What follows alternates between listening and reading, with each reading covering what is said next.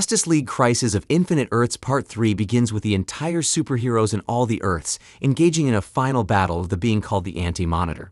On the other hand, Kara unconsciously uses her heat vision to kill the Monitor.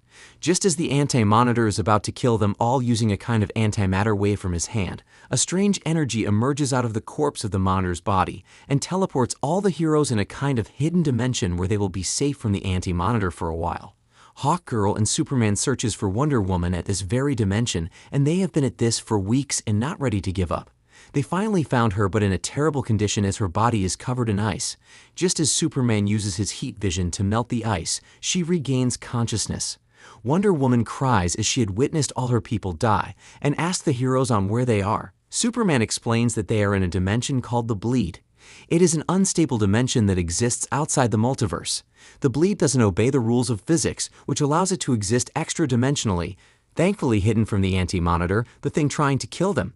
The rest of the heroes welcomes back Wonder Woman, and she meets with Michael, who explained to her how this Bleed dimension was created. The Monitor had billions of years cosmic power stored inside his cells. Before he died, he released the power out of him that created this dimension. Wonder Woman is shocked on how the Monitor died because she knows him as someone to be immortal, but Dr. Light tells her that he got completely obliterated by Supergirl. After a while, the two Superman from different Earths and Wonder Woman travel to Earth 1. They are joined by Black Canary, Green Arrow, and Aquaman. An unknown creature is coming from the wave to this planet, so they came here to protect it. After waiting for hours, as expected, hundreds of dinosaurs comes out of the wave and begins to attack the planet. Superman goes to handle the flying dinosaurs called the pterodactyl while the others takes care of the rest on land. Aquaman calls a gigantic squid creature to take out most of them. Wonder Woman uses her lasso of truth to tame one, and with the incredible teamwork of the both Superman, they killed the rest. Unfortunately, it's not over yet as more and more dinosaurs begin to come out of the wave. A set of people came out of the wave and start shooting the dinosaurs with their weapons. Miss Lane is interested to know about their identity, but their leader didn't say much. They are just a band of soldiers called the Losers, whose work is to keep the dinosaurs from not hurting anyone. They chase the dinosaurs back to the wave. The scene takes us to Earth 10, where we see a group of people called the Joker, Two-Face, Poison Ivy, and Lex watching the footage of the dinosaur attack on Earth 1. Poison Ivy tells the leader of their group, Lex, on how Mount Vesuvius just phased into the central city. Lex replies that if the citizens there are too stupid to flee in the face of that, that means they don't deserve to live. What Poison Ivy is actually worried about is how they have stayed on this Bleed dimension for way too long, because she believes it's a death sentence for every life here on Earth. After their meeting, Lex goes to meet a person in his prison, the Psycho Pirate. After torturing him for a while, he threatens him to help him give someone a call. The scene takes us to the Gotham City, where we see the Bat family on the roof of the Gotham City Armory. Commissioner Montoya informed them that the Nets' soldiers are coming there as they want to steal those modern weapons from the Gotham Armory. Just as expected, an army of vicious Nazi soldiers armed with the Rouge's deadliest weapon shows up and attacks them. The Bat family easily takes them down with their modern technologies, but something unfortunate happens as one of them turned out to be Scarecrow in disguise. He uses his fear toxins on Batman, which made him to start seeing terrifying illusions. Batman also sees himself in the war world, where the old Barry Allen tells him to go back to before the beginning, as that will be the only way they can find answers to defeat the Anti-Monitor. The fear toxins will kill Batman any moment, so they call on the satellite, which teleports them to the Bleed dimension where Batman can get immediate treatment. Lex shows up to meet the heroes to give them a very important information, which is they won't be safe on this Bleed dimension for long. He tells them that something is ripping out the fabric of this dimension. Before you know it, they get an alert concerning Earth 146 being attacked, which turns out to be Aquaman's planet. Aquaman wife Mera appears in a hologram to reveal to them that it's the doings of the Anti-Monitor, who is now about to unleash a kind of energy wave from his hand to destroy them all and the planet. Aquaman could not stay and watch his family and people get destroyed, and requested for him to be sent back to his planet. Unfortunately, it ends tragically as the Anti-Monitor killed them all and destroyed his planet. Meanwhile, Batman wakes up from unconsciousness and encounters a doctor in Bleed dimension who was able to remove the fear toxins out of his body. She tells him how the Anti-Monitor has gained access to the Bleed, and 3 Earths has been destroyed so far. Bruce calls for the presence of Dr. Fate and explains to the heroes that when he was in Warworld, a dying old man from nowhere gave him a message. He never knew this man until now. He realized the old man was the Flash. Batman thinks Flash had traveled back in time before the crisis, not just to warn them but to help. The heroes believe all Batman saw was just illusions, but Dr. Fate confirms that Batman is actually right. The old man Batman saw at Warworld was actually the Flash, who was trying to give them answers to all these. The answers lies before the beginning, before even the multiverse even existed. Dick says getting the answers before the multiverse even existed is hopeless because time travel is something only the Flash can do. Green Lantern tells them about the homeless-looking guy he saw during the battle. He didn't believe the weird stuffs he was saying until the Shadow Demons showed up, and that's when the homeless-looking guy showed his true power by defeating them with magic. The sorcerer told him how he was being tortured in hell since before the universe even began. He said his name was John Constantine. According to Batman Question on John Constantine location, Green Lantern tells him that ever since they got to the Bleed Dimension, John Constantine had crawled into a hole as he couldn't bear to watch everything come to an end again. He could be anywhere on Earth, which means it's going to be very hard to find him. Dick interrupts saying he shouldn't forget that Batman is the world's greatest detective. Finding Constantine is a minor problem for him. Batman tells Green Lantern to tell him everything he knows about Constantine and everything he said. The scene then takes us to Earth 18, where we see Constantine trying to get himself drunk with whiskey. Batman and the other heroes suddenly shows up, making the noisy bar as quiet as a graveyard. Some men in the bar surrounds them, claiming how they are sick of pirates, pilgrims, and cavemen wandering in here. This is their world, and they aim to keep it that way. Dr. Fate tries to calm them down by turning their guns into beers, but that's what even starts the fight. In 2 seconds, the heroes takes out all the men. The owner of the bar shows up with a gun to know what is going on. Wonder Woman recognizes him to be Bat Lash. She tells him how she once met one of his descendants on another world. Anyway, Batman orders him to clear out his customers from the bar, and they roughly puts Constantine on a chair to ask questions. Unfortunately for them, the only thing Constantine remembers is his name. Dr. Fate, who tries to sober him up, realizes that this guy is impossibly old, older than the universe itself.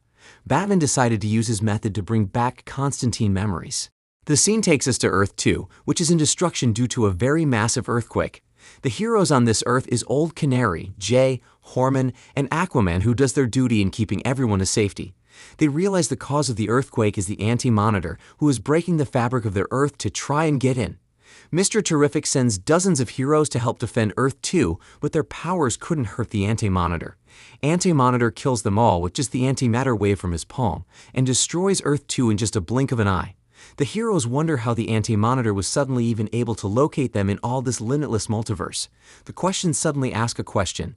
He believes someone among them is leaking the Anti-Monitor with information of their whereabouts. Miss Lane begins to suspect Lex, because if not him, who else can do such a thing?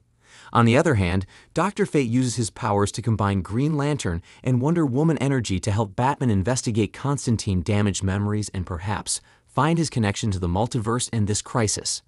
Batman is taken back in time, and he begins to see how it all began. Batman sees how Earth was invaded and conquered by an alien whom Constantine refers to as Darkseid. Batman doesn't seem to remember Darkseid. This is because of what Constantine did. Let me explain how. After Darkseid had conquered Earth and enslaved almost all the superheroes, Constantine, with no other choice, had to place a kind of guidance spell on the Flash to send him back in time to rewrite history. It was the only way to stop Darkseid, which is by killing him before he invaded Earth. Darkseid is a fixed point in time and nearly indestructible because of his defense technologies, but Constantine knew that the only time Darkseid will be venerable is the first year when Darkseid was born. He sent Flash back to when Darkseid was born to kill him, but Constantine tells Batman that killing Darkseid was the biggest mistake ever made because Darkseid was engineered to be one of the immutable pillars of the universe. He is a creature that must exist. On the other hand, Lex reveals the reason he leaked the information of the other Earths in this limitless universe. He made a deal with the Anti-Monitor, which is giving him the location of other Earths, in exchange of sparing the Earth 10, the Earth they are now.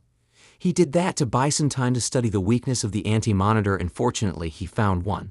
Lex explains to the heroes that the Anti-Monitor is made of the same antimatter as the Shadow Demons. So just like the Shadow Demons, the Anti-Monitor is susceptible to light attacks.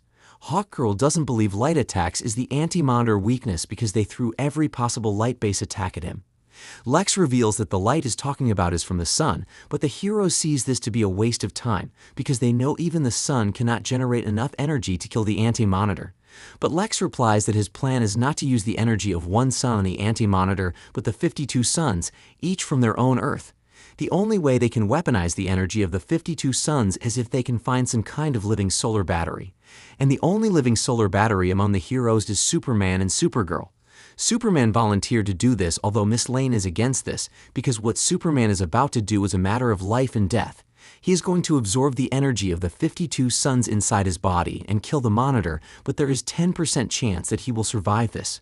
Superman doesn't care as long as his one life can save untold billions. Just as Superman is about to do so, he sees Supergirl going to the direction of the suns and realizes she wants to sacrifice herself instead. He begs her to stop, but Kara, knowing all these is her fault for mistakenly killing the Monitor, wants to fix the mistake. Superman tries to stop her, but Adam holds his cape saying they need him here because the Anti-Monitor is back. Just as Supergirl begins to absorb the power of the 52 suns, according to Lex's idea, all the superheroes use their energy to break the Anti-Monitor armor, so he will be vulnerable before Supergirl arrives with the energy of the sun. Unfortunately, their powers are not enough to break the armor. Martian Manhunter suddenly possessed Lex and orders them to deactivate the towers. Martian Manhunter shows up with Adam Strange and Lobo to assist the heroes. 4 Green Lantern recruits shows up and decided to share their ring with John. Martian Manhunter uses a massive energy from his ship to finally break through the armor of the Anti-Monitor, and when Supergirl arrives with the energy of the suns, she enters the Anti-Monitor body and blasted him to pieces from the inside.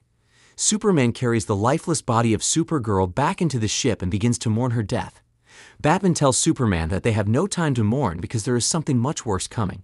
According to Dr. Fate, Constantine's attempt to erase the fixed point in time didn't change the universe, but it only shattered it.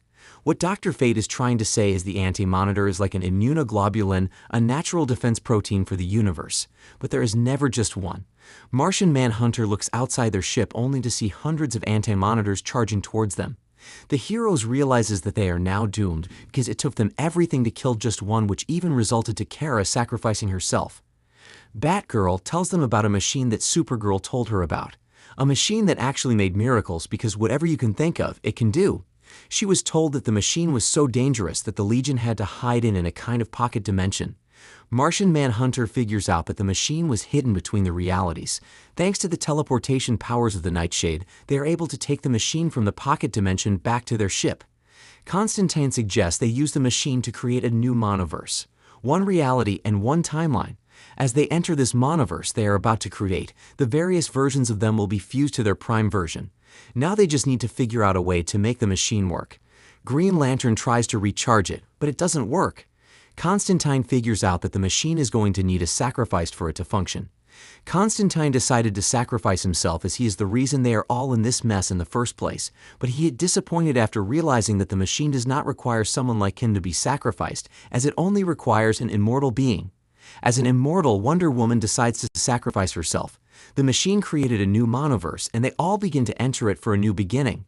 The Anti-Monitors reaches Earth 10, and while all the heroes safely enters this new monoverse, Constantine decided to stay behind and face the doom, and that was how the movie ended. Thank you for watching, guys. If you love animation movies, please subscribe to this channel and keep watching. Bye.